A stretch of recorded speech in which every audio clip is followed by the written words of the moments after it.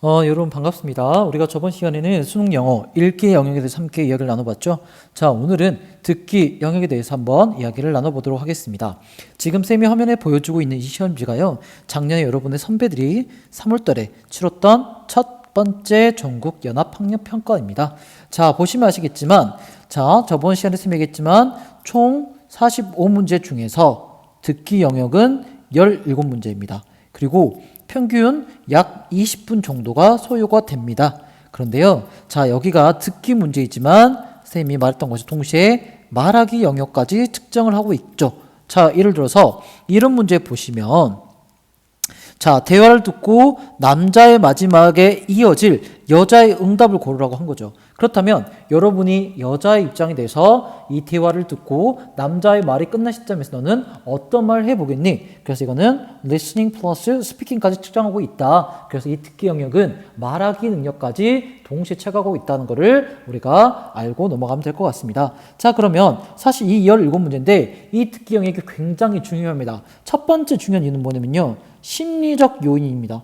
무슨 말이냐고 하면은, 자, 여러분이 수능 영어를 풀 때 듣기부터 시작을 합니다. 그러면 듣기가 자기 목표만큼 어느 정도 잘 들리고 잘 풀렸다면 이게 약간 탄력을 받아서 뒤에 나오는 읽기 영역도 자신감 있게 풀 수가 있는데, 만약에 듣기에서 내가 말려버리면 심리적인 압박감이 더 커지기 때문에 자기의 평상시에 읽기 능력을 발휘할 수가 없겠죠. 자, 이 심리적인 요인으로 중요하기도 하고요. 두 번째로는 이 듣기가 굉장히 점수를 높이기 쉬운 영역입니다. 여러분 지금 자기가 듣기 약하다고 하지만 쌤 이런 말 믿고 매일 꾸준히 10분 정도씩만 연습하신다면 놀라운 효과를 보게 될 겁니다. 자, 그렇다면요, 일단 오늘 여러분이 해야 될 거 뭐야? 지금 고1 수준의 전국 연합평가의 듣기 문제 17문제를 푸는 겁니다. 17번까지. 그래서 쌤이 이 문제지와 정답 그리고 듣기 파일을 올려드릴 겁니다. 자, 그러면 여러분이 이 영상이 끝난 다음에 이 1번부터 17번까지 약 20분 동안 소요를 해서 이 문제를 풀어보시고 정확하게 자기가 몇 점인지를 쌤이 링크에 올린 구글 설문지에 적어주시면 되겠습니다.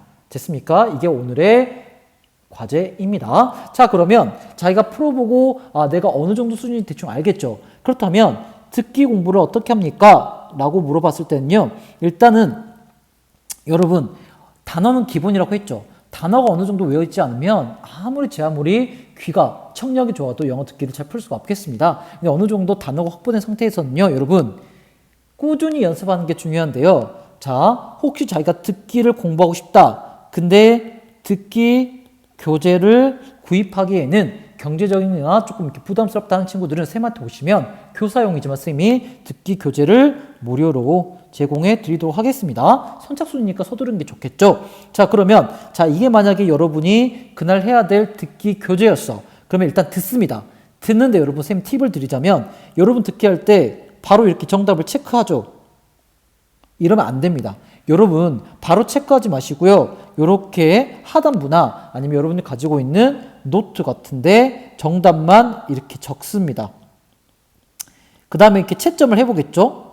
그러면 자, 2번 문제 내가 틀렸어. 그러면 다시 한번 2번 문제에 해당하는 듣기만 해보는 겁니다. 그런데 두 번이 틀려도 제가 안 들리는 경우가 많아. 그럴 때는요, 그 문제집에 제공되는 스크립트 뭡니까? 다른 말로는 듣기 대본입니다. 대본을 보면서 자기가 뭘 해야 돼? 안 들렸던 부분에 다 뭘 합니까? 밑줄을 끄시면 됩니다. 그래서 안 들렸던 부분에 이렇게 밑줄을 끊는 거야. 대본을 보시면서. 그러면서 다시 한번 안 들렸던 부분인데, 중요한 거 뭡니까? 쌤 아까 말씀드렸죠. 듣기는 뭐와 하나의 세트야? 말하기입니다. 그래서 자기가 안 들렸던 그 스크립트의 부분들을 듣고 뭐합니까? 입으로 말하기를 해보셔야 됩니다.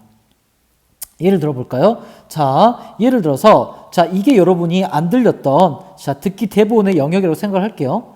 그러면 나는 이 문장에서 the date라는 게 연음 혹은 링킹 이런 것 때문에 잘 안 들렸어. 그럼 the date 이 안 들렸던 단어를 뭐합니까? 여러분이 그 원어민과 굉장히 최대한 유사하게 따라서 뱉어보는 겁니다. 자, 안 들릴 이유는 두 가지입니다. 첫 번째 뭐야? 자기가 잘못된 발음으로 그 단어를 암기하고 있었거나 두 번째는 연음이라고 하는 앞 단어와 뒷 단어가 붙어서 발음한 경우가 있어.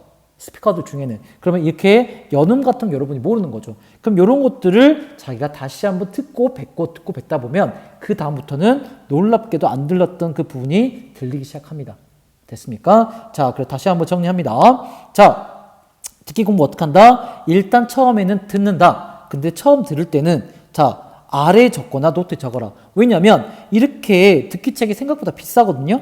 근데 처음에 답을 체크해버리면 두 번째 다시 공부할 때 이미 답이 표시되는데 집중이 되겠니? 안 되겠죠. 그래서 처음에 선생님은 바로 답을 체크하는 걸 권장하지 않습니다. 그래서 채점한 후에 자기가 틀렸던 문제 혹은 맞췄지만 찍은 거 있죠? 이런 것도 다시 한번 2회차로 듣습니다. 근데 두 번째도 들었는데 자기가 안 들려. 그러면 그 다음 페이지에 뭐가 있다? 스크립트와 대본이 있다. 이거를 자기가 눈으로 보면서 안 들렸던 부분을 표시하는 겁니다. 그 다음이 안 들렸던 부분 다시 들으면서 뭐 해라? 듣고 말로 해보고 듣고 말로 해보고 듣고 말로 해보고 이걸 3번만 반복하시면 그 다음에는 그 단어가 그 부분이 막혔던 게 뚫리게 됩니다. 그래서 하루에 이런 것들을 17번까지 안 하더라도 하루에 뭐 5문제씩 해서 10분씩만 꾸준하게 3달 정도만 연습해 보세요, 여러분. 그러면 듣기는 엄청나게 쉽고 빠르게 점수를 올릴 수 있습니다. 그럼 자신감이 생기고 심리적으로 탄력을 맡으니까 읽기 영역까지 같이 동반 상승하는 효과를 누리게 되는 거죠. 됐습니까? 자, 여러분 듣기 어렵지 않습니다. 자, 기죽지 말고 지금부터 한번 듣기 열심히 공부해 보도록 합시다. 자, 그러면 선생님이 말씀드린 자, 과제를 하러 가시면 되겠습니다. 자, 오늘도 고생하셨습니다.